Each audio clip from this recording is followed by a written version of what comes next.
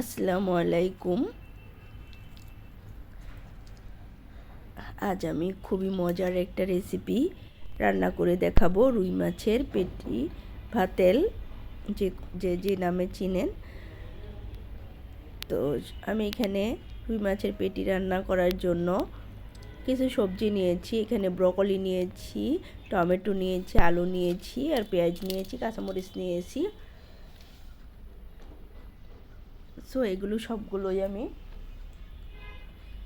Cube করে কেটে নেব। তো সবগুলো ছোট ছোট করে কেটে নিয়েছি। পেটিটাও কিন্তু ছোট করে কেটে নিয়েছি।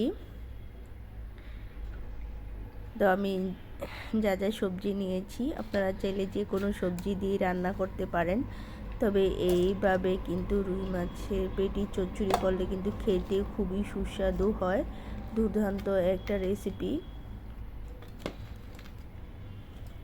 যারা কখনো রুই মাছের তেল বা পেটি কখনোই খান নাই, তারাও খাইবেন। এতটাই স্বাদ হয়, এতটাই সুস্বাদু একটা রেসিপি। তো আমি কিন্তু সবগুলো সবজি এবং পেঁয়াজ কুচি পাতিলে দিয়ে দিলাম। দিয়ে কিন্তু রুই মাছের পেটিগুলো দিয়ে দিলাম। সবগুলো দিয়ে এখন মশলা দিব। এখানে খুবই অল্প পরিমাণ মশলাই লাগে, তবে খেতে খুব স্বাদ।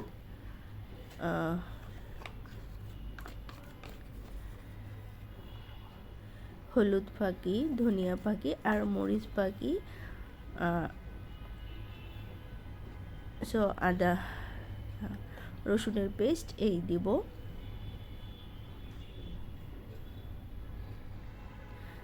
এখানে মরিচ অল্প দেবো, কেননা কাঁচামরিচ আমি ফালি করে দিয়েছি।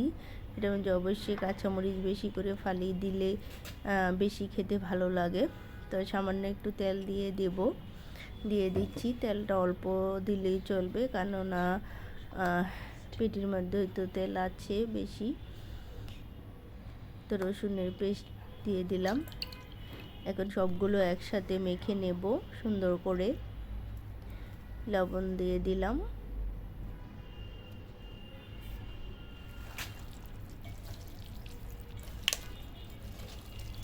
এখন সবগুলো উপকরণ একসাথে মেখে নিয়ে 10 মিনিটের জন্য রেস্টে রেখে দেব, যাতে মশলাটা একদম পারফেক্টভাবে সব কিছুর মধ্যে মিশে যায়।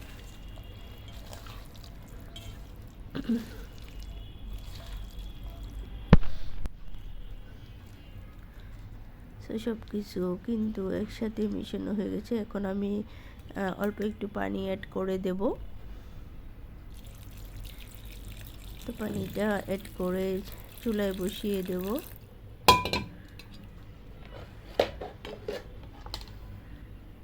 এখন আমি এটা চুলায় বসিয়ে দেব।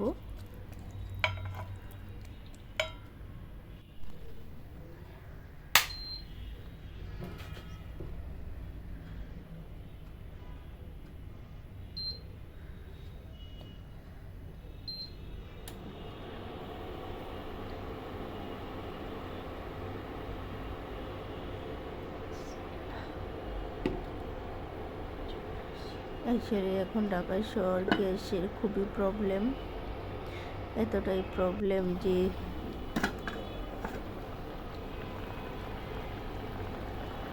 বলার বাইরে।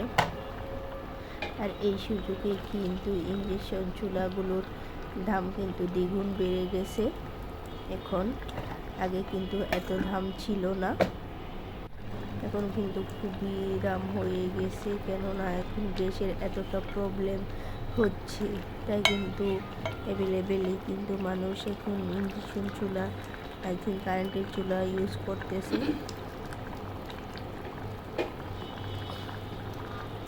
আমার চুলাটা অনেক আগের মডেলের চুলা।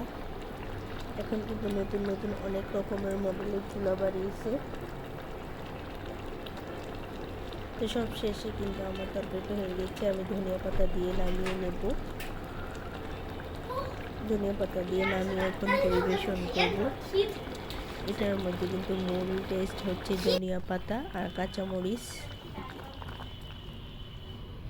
তো যারা যারা এতক্ষণ আমার ভিডিওটা দেখেছেন সবাইকে অসংখ্য ধন্যবাদ। একটা লাইক দিতে ভুলে গেলে লাইক দিয়ে দিবেন।